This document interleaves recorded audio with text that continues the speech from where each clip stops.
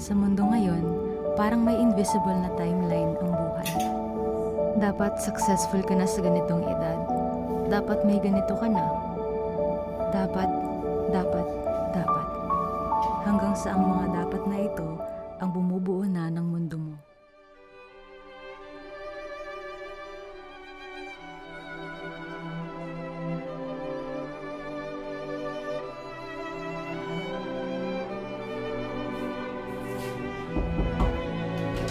Kalimutan mo na. Maya na pula, deadline po kasi.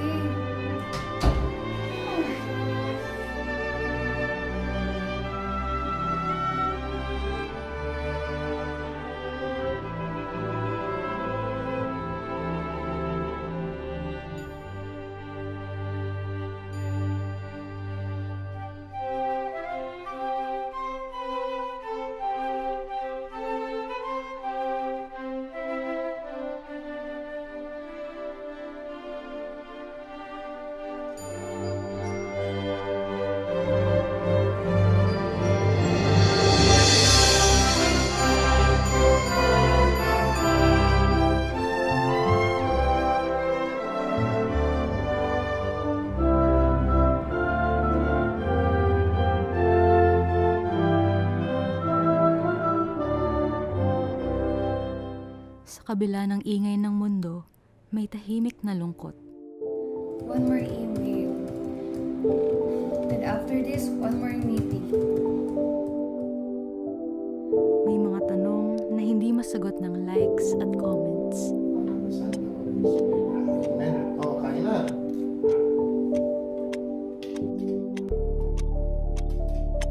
Anak, gusto naman ang trabaho ngayon. Okay naman pa.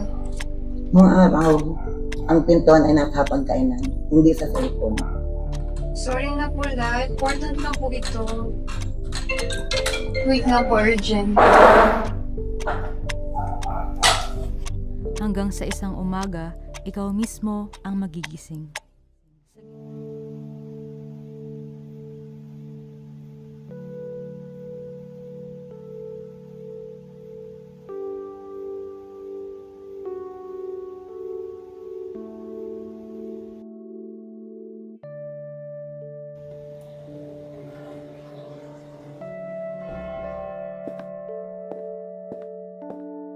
Sa gitna ng ingay ng mundo, minsan kailangan mong mahanap ang katahimikan.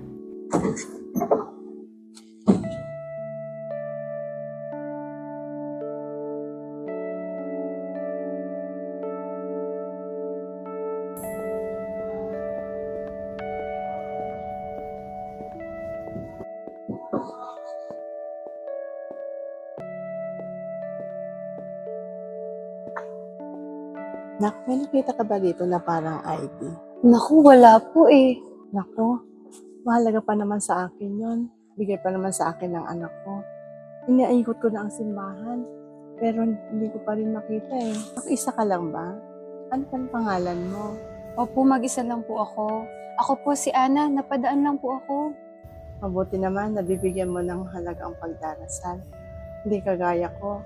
Alam mo noon, mas binibigyan ko ng pansin ang mga bagay na akala ko nagpapasaya sa akin. Kasi maaga akong nabiyuda. Kaya nagsigap ako para sa nag-iisa kong anak. May magandang trabaho, magarbong bahay. Doon ko ginugol ang mga oras ko. Hanggang sa hindi naasahang pangyayari, nawala ang pinagkukunan ko ng lakas. Busy ako mag-ipon ng mga bagay. Hindi ko napapansin ang paglipas ng oras. Kaya yung hinahanap kong bigayon ng anak ko, project niya sa school. Dati, hinihintay niya para may kasama na mag-dinner.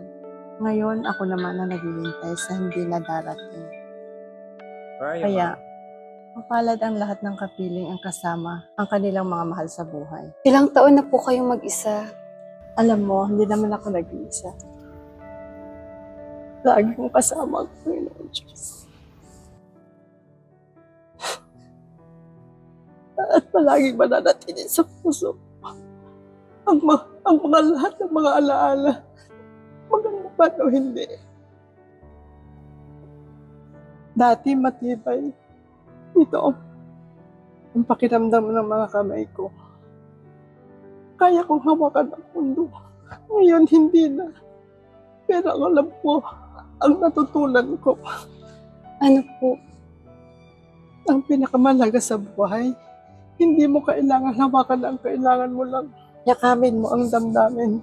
Minsan, ang pinakamahalaga, di yung hinihiling natin, pero matagal na nasa atin na. Nag-iyakan na tayo. Kaya nga po. Napahaba na ang kwentuhan natin. Pero salamat, anak. Salamat din po. Minsan, pinakamahalaga rin ng regalo ay yung presence lang. Opo. Pwede ko po ba kayong Oo mayakap? naman, anak.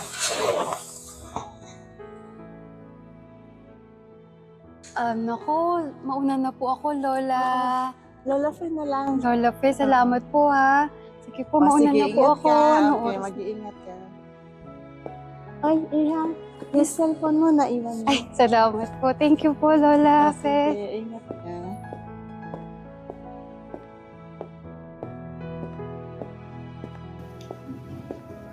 Sa dulo pala ng lahat ng paghahanap, ang sagot ay nasa simula pa lang.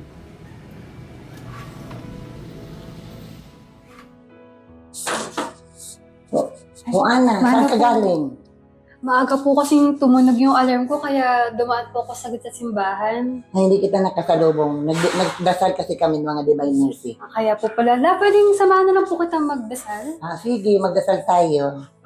Halika na, tabi tayo dito sa upuan. In the name of the Father, the Son, the Holy Spirit. Amen.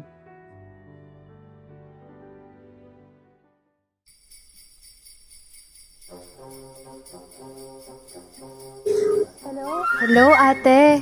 Makakapunta po ba kayo sa 24? O kuya, huwag mong kakalimutan yung paborito ni Lola, ha?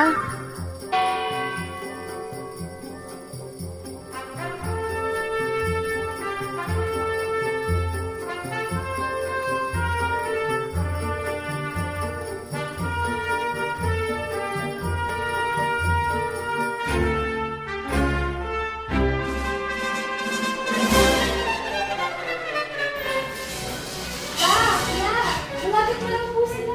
Huh? Okay. Naku, Ano pa ba excited kulang na natin dito? Nasaan na ba yung ano? Yung kutsara. Yung mga tinidor. Lola, yung paborito mo. So, Merry Christmas. God bless you. Merry Christmas. God bless you. Merry Christmas. God bless you. Jun! Nandiyan na rin yata sila Jun. Hello, Merry Christmas! Oh, Merry Christmas. Christmas! Christmas. Wala na bang ibang magkano dito na sa Thailandia? Walang dessert? Mami.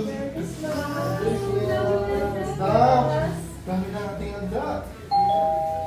Yay! Yes! Merry Christmas! Merry Christmas! Oh, nandiyan na rin pala si Mami. Merry Christmas!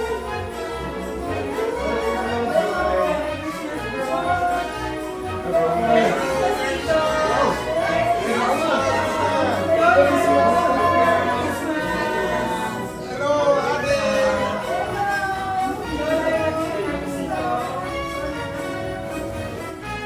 Ayan, dito naman na tayo lahat. Siguro, may pray na.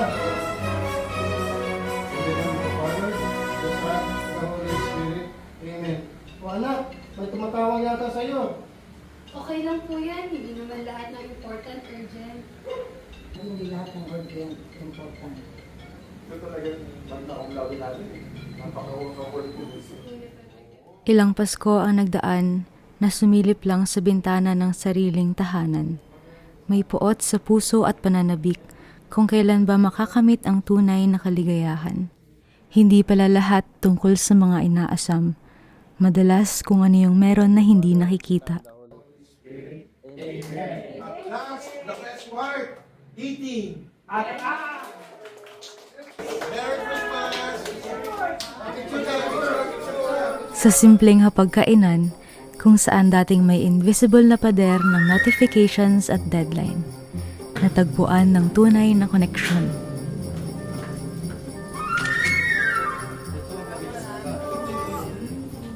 Namamas ko po. Pasok po kayo.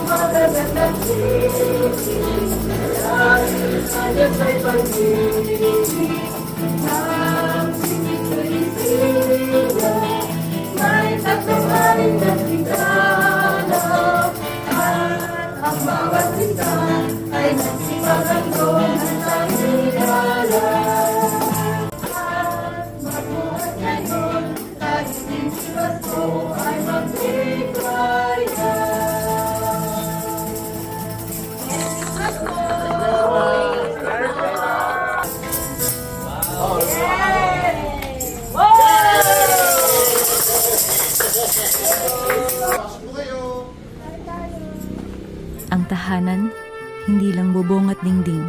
May mga moments din na sabay-sabay tayong kumakain, nagdarasal at nagkwekwentuhan.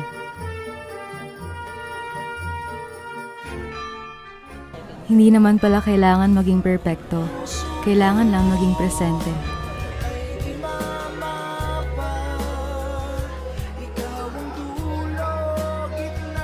Sa dulo ng bawat daan, ang tahanan ang laging naghihintay.